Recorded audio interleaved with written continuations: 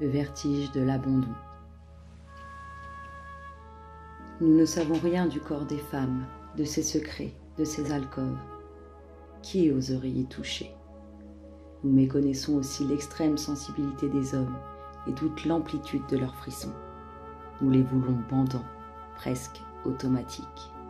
Nous oublions combien ils sont charnels.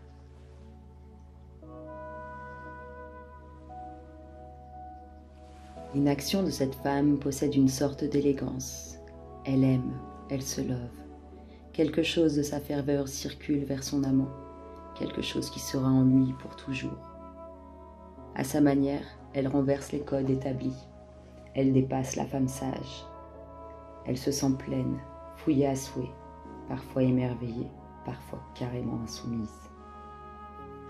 Là où la femme craintive ou nocive résiste ou se crispe, elle s'offre et s'abandonne. Son abandon est une source de réjouissance et d'équilibre, une accession à la vie haute. Cette effusion érotique contente l'homme au plus haut point. Et, pour une femme, rejoindre cette danse joyeuse, c'est naître.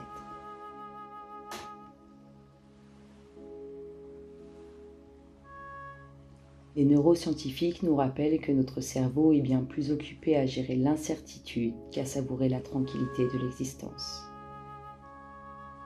Ils parlent de bascule, là où le cerveau lâche. Si tu demeures rigide, tu deviens fragile et tu risques de te briser.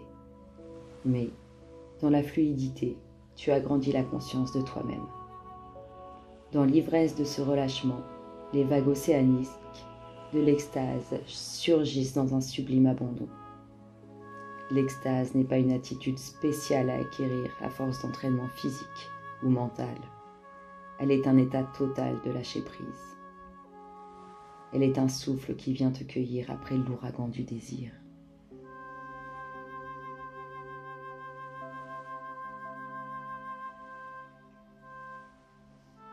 Cette femme, en plein vertige, entre dans ton jeu, là où tu cherches l'extase. Es-tu prêt à perdre pied à travers ce plaisir qu'elle vient t'offrir? L'abandon n'a rien à voir avec la passivité. La passivité t'éloigne de la conscience de toi-même. L'abandon, lui, maintient le sens de toi-même. En demeurant souple, ta sexualité s'épanouit sans effort. Elle devient un poème délicat, une délicieuse ascension, un doux vertige.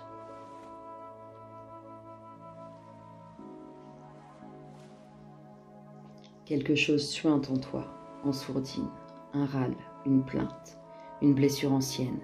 Cette boursouflure demeure une menace pour ton propre plaisir. Tu la dissimules pour cacher ta brisure et pour éviter ton effritement. Mais si tu plonges dans la beauté brute de ton corps en amour, dans cette beauté quasi reptilienne venant chercher toutes tes parcelles de frissons, tu peux grimper au sommet du plus bel arbre de la forêt, de la cime la plus haute. C'est là que t'attend le vertige de l'abandon. Alors, tu te sens plein, rassasié, accru.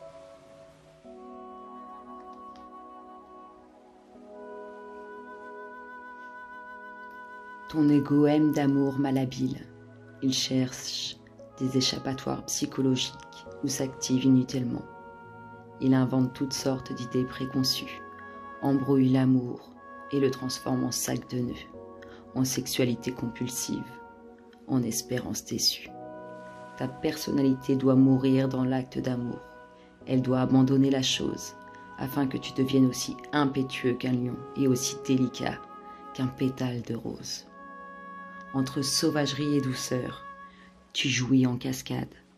Ta personnalité peut alors se dissoudre dans le grand tout, et l'esquisse descente abyssale peut s'opérer.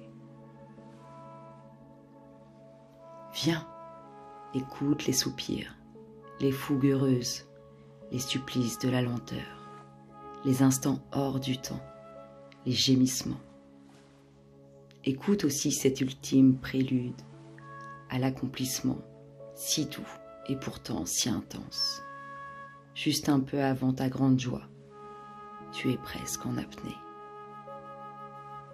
Maintenant, précipite-toi, ton extase est à son comble.